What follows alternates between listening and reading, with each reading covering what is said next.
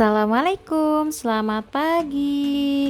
Jangan lupa selalu memakai masker ya.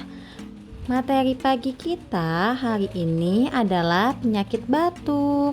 Penyakit batuk biasanya berbarengan dengan penyakit pilek karena pilek bisa menyebabkan batuk juga teman-teman. Adapun penyebab batuk dari hal lainnya, contohnya dari infeksi saluran pernafasan, alergi terhadap debu, dan dari makanan dan minuman yang manis-manis teman-teman. Jika teman-teman sedang batuk atau pilek, teman-teman harus menggunakan masker agar teman lainnya tidak tertular ataupun orang lain.